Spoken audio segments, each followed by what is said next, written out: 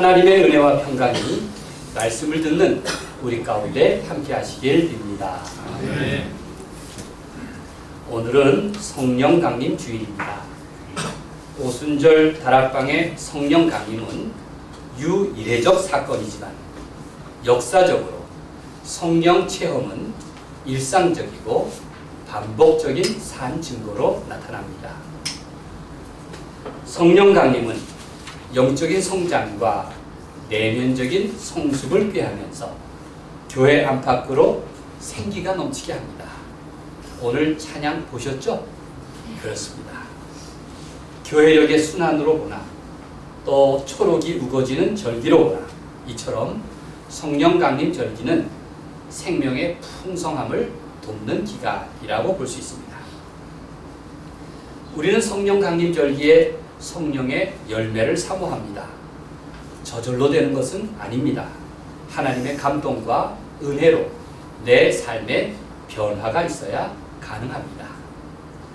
바로 그 열매는 사랑, 기쁨, 화평, 인내, 친절, 선함, 신실, 온유, 절제입니다. 그 열매의 모습은 얼마나 소중하고 아름답습니까?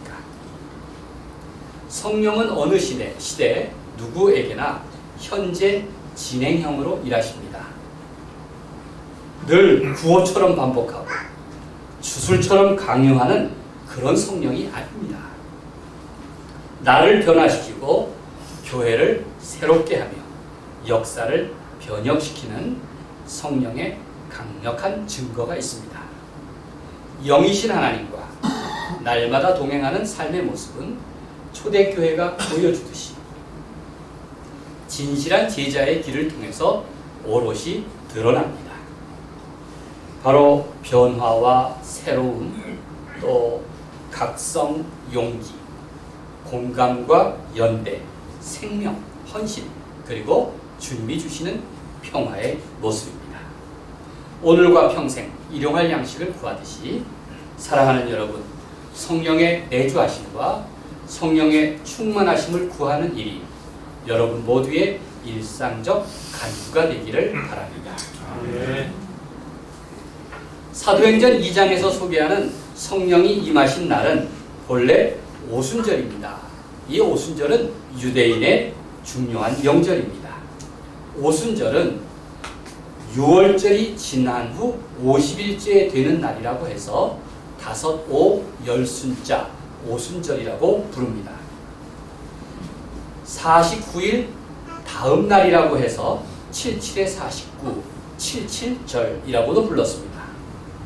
오순절은 모세가 시내산에서 율법을 받은 날을 기념합니다. 율법 기념일이라고 볼 수 있습니다. 그런데 바로 그 오순절에 성령 강림이 있었습니다. 모세에게 율법을 주셨다면 이제 새로운 시대가 열린 것입니다. 율법이란 문자가 아니라 하나님의 영이란 사랑을 주셨습니다. 성령 강림이 있던 날, 그 오순절 명절에는 예루살렘에 큰 무리 또 순례자들이 모여들었습니다. 절기는, 명절은 사람을 들뜨게 하지 않습니까?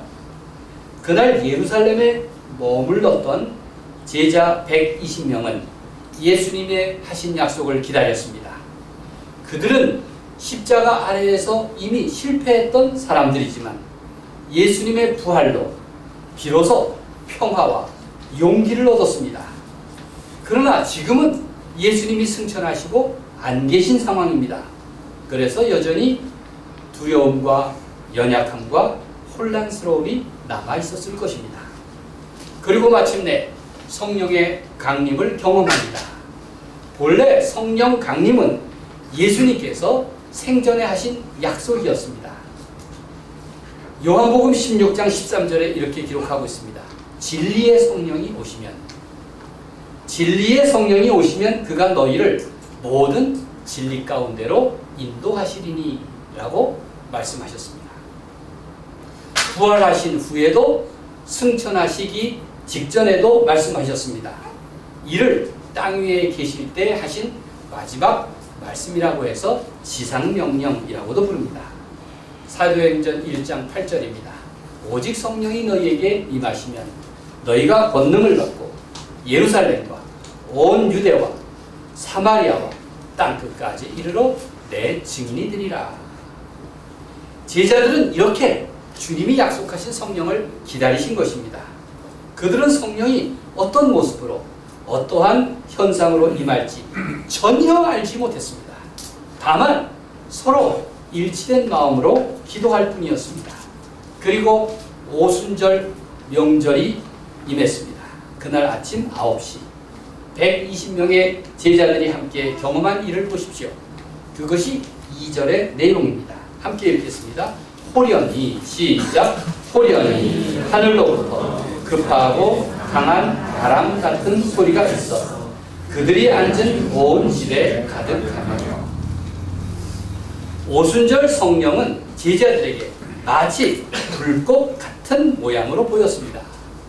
비둘기다, 불꽃이다가 아닙니다. 비둘기 같이, 또 불꽃 같이, 바람 같이라고 표현하고 있습니다. 하나님의 성령은 마치 불의 혀처럼 갈라지는 것으로 나타났습니다. 성령의 불은 구약시대에도 하나님이 임재하시는 역사를 보여주었습니다. 예를 들어서 모세가 떨기나무가 타는 광경 속에서 하나님의 임재를 경험한 것이 좋은 사례입니다. 성령은 불꽃처럼 임하였습니다. 그래서 그리스 화가 엘 그레코는 성령 강림이란 작품에서 각 사람마다 머리 위에 피어난 불꽃을 강조하며 그렸습니다. 하나님의 영은 그것은 집단적인 카타르시스가 아닙니다. 각 사람마다 저마다의 체험으로 함께 하심을, 각각에게 임하신 성령님을 인상 깊게 묘사한 것입니다. 사도 바울도 성령을 불꽃으로 빗대어서 성령을 소멸하지 말라, 성령을 불끄듯 끄지 말라 이렇게 말하고 있습니다. 성령을 받은 사람들은 다른 언어로 말하였습니다. 오순절 명절을 맞아서 멀리 외국 15개 나라에서 찾아온 디아스포라들은 이 제자들의 모습을 보고 깜짝 놀랐습니다. 4절 말씀을 함께 읽겠습니다. 그들이 다 성령의 충만함을 받고, 시작. 그들이 다 성령의 충만함을 받고 성령이 말하게 하심을 따라 다른 언어로 말하기를 시작하니라. 다른 언어, 이것을 예전 성경에서는 방언이라고 불렀죠. 이 방언을 말하는 사람들은 대부분 갈릴리 출신 아닙니까? 그런데 그들이 자유롭게 말하는 방언을 외국인과 다름없는 그 디아스포라들 자신의 귀에도 똑똑히 들렸습니다. 이해할 수가 있었습니다. 얼마나 놀라운 일이겠습니까? 하나님의 영은 바로 막힌 담을 열고 사람과 사람 사이를 소통시킨 것입니다. 성령 강림 사건을 목격한 사람들은 깜짝 놀랐습니다. 심지어 성령을 받은 사람들이 행동하는 것을 보고 이 사람들이 술에 취한 것이 아닌가 이렇게 의심하기도 했습니다. 그때 베드로는 의심하는 사람들을 향해서 전후 사정과 이치를 따져서 말합니다. 베드로는 지금이 아침 9시인데 어찌 술에 취했겠느냐고 반문하면서 성령 강림에 대해서 설교한 것입니다. 그것이 바로 2장에 있는 베드로의 첫 번째 설교입니다. 본래 학식이 없는 베드로였지만 성령의 감동으로 베드로는 담대하게 증언하였습니다. 이제 성령으로 말미암아 베드로의 눈이 뜨인 것입니다. 담대하게 모든 이치를 자연스레 설명할 수 있게 되었습니다. 사도행전 2장의 베드로의 설교는 부활 이후 복음의 핵심을 담은 최초의 설교이자 가장 복음적인 설교의 모범이 되었습니다. 베드로는 성령 강림을 경험한 후 그 모든 혼란스러운 상황을 정리합니다. 베드로는 부활하신 예수님을 증언하면서 누구보다도 선지자 요엘의 예언을 인용하고 있습니다. 17절에 이렇게 말씀하고 있습니다. 하나님이 말씀하시기를 말세에 내가 내 영을 모든 육체에게 부어주리니. 함께 읽겠습니다. 시작. 하나님이 말씀하시기를 말세 내가 내 영을 모든 육체에게 부어주리니. 너희의 자녀들은 예언할 것이요 너희의 젊은이들은 환상을 보고 너희의 늙은이들은 꿈을 꾸리라. 요엘의 예언은 유대인이라면 누구나 다 알고 있었습니다. 그들은 그 예언이 실현되기를 기다렸습니다. 유대인들은 지난 수백 년 동안 하나님께서 그들의 역사에 개입하실 날을 손꼽아 기다렸습니다. 유대인들은 스스로 선민이라는 자부심을 가지고 있었습니다. 특별한 명예와 특권으로 여겼던 것입니다. 그러나 이스라엘 민족은 역사적으로 불행의 연속이었습니다. 그러나 그들은 여전히 믿었고 의심하지 않았습니다. 언젠가 하나님이 우리 역사에 간섭하실 것이다. 우리는 선민 아닌가? 베드로는 성령 강림의 증거를 본 후 드디어 예수 그리스도 안에서 그들이 기다려오던 그날이 마침내 실현되었다고 외쳤습니다. 하나님이 역사에 개입하시는 날, 곧 주님의 날이 온 것이라고 선포했던 것입니다. 예수 그리스도는 인간의 역사에 개입하신 하나님이다. 보아라, 들어라, 믿어라. 그렇게 베드로는 외쳤습니다. 사실 예전에 하나님의 영이 사람들에게 임한 적이 여러 번 있습니다. 그때는 모세라든지 엘리야와 같이 특별한 사람들에게 머물렀습니다. 그러나 선지자 요엘은 이제 하나님의 영은 특별한 사람에게만 임할 것이 아니라 모든 사람, 만민에게 임하실 것이라고 예언한 것입니다. 내가 내 영을 모든 육체에게 부어주리니. 이제 가장 평범한 사람도 하나님의 영을 경험할 수 있다고 했습니다. 너희 자녀들, 너희 젊은이들, 너희 늙은이들 모두 예외가 없습니다. 이제 사람들은 누구나 거룩한 하나님의 영을 자신의 몸에 지닐 수 있게 된 것입니다. 생각해 보십시오. 자녀, 젊은이, 늙은이는 성전에서 가장 소외된 사람들입니다. 애들은 가라 그러잖아요. 젊은이들은 이제 겨우 기회를 갖기 시작할 것입니다. 늙은이들은 이미 자기 책임에서 배제되기 시작했습니다. 그런데 가장 보잘것없는 그들까지도 예언을 보고 환상을 보고 꿈을 꿀 것이라고 했습니다. 그렇습니다. 사람은 누구나 성령의 인도하심으로 하나님의 은혜를 나눌 수 있다는 것입니다. 하나님을 사랑하는 사람은 사랑이신 하나님을 따라 사랑하며 살 수 있습니다. 예수를 그리스도로 고백하는 사람은 누구나 그의 삶 안에서 하나님의 영을 지니고 있습니다. 처음부터 사람은 하나님의 입김으로 생명을 얻었기 때문입니다. 그러나 인간은 범죄로 하나님의 거룩하심을 상실했습니다. 그러나 이제 하나님의 영이 사람들에게 임하심으로써 사람들은 자신도 어쩌지 못하는 하나님의 입김인 성령에 사로잡히게 된 것입니다. 이것이 성령의 내주하심, 내 안에 머무심. 바로 하나님의 영을 받아들인 사람은 새로운 생명의 차원을 살게 된 것입니다. 베드로는 담대한 확신을 가지고 외쳤습니다. 성령은 바로 우리에게 큰 능력이 되신다는 것입니다. 성령은 놀라운 하나님의 선물이며 누구나 원하기만 하면 성령의 임재를 경험할 수 있게 되었다고 말하고 있습니다. 이미 예수를 그리스도로 고백하는 사람은 이미 하나님의 영이 그와 함께 하십니다. 여러분은 모두 그리스도인입니까? 네. 그것 고백하지 않는 사람이 어디 있습니까? 나는 이미 그리스도인입니다. 저절로 된 것이 아닙니다. 내가 예수를 그리스도로 고백함으로써 나는 그리스도인이 된 것입니다.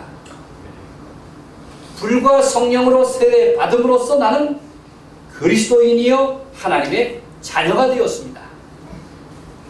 그리스도인에게는 하나님의 영이 함께 하십니다. 21절은 이렇게 말합니다. 누구든지 주의 이름을 부르는 자는 구원을 받으리라 하였느니라. 영은 영으로 통하는 법입니다. 그래서 예수님은 우리에게 하나님께 예배할 때 영과 진리로 예배하라고 말씀하셨습니다. 우리 교회 주보 예배 순서 맨 아래 보면 하나님은 영이시니 예배하는 자가 영과 진리로 예배할지니라 이렇게 기록하고 있습니다. 오순절 성령 강림 사건은 이것을 바벨탑 사건과 대비하여 비교할 수 있습니다. 바벨탑은 어떻습니까? 바벨이라는 뜻이 혼란이라는 뜻인데 사람들이 하나님과 같이 되고자 하늘 끝까지 닿을 만한 탑을 쌓지 않습니까? 처음에는 말이 통했기 때문에 서로 의논이 가능했습니다. 공동 작업이 가능했습니다. 그런데 서로 말이 통하지 않음으로써 그들은 더 이상 작업을 이어갈 수 없었고 그리고 사방으로 흩어지게 되었습니다. 그러나 오순절에 사람들은 서로 말이 통하지 않았으나 성령을 받고 다른 언어로 말함으로써 오히려 디아스포라까지 그 말을 이해하며 일치하는 경험을 하게 되었습니다. 마치 사람과 사람 사이에 말이 통하고 하나님과 통하는 길이 열린 것입니다. 그들은 제자들 간에도 서로 소통함으로써 마음으로 일치함으로써 하나가 될 수 있었습니다. 하나님과 사람 사이에 벽이 허물어진 것입니다.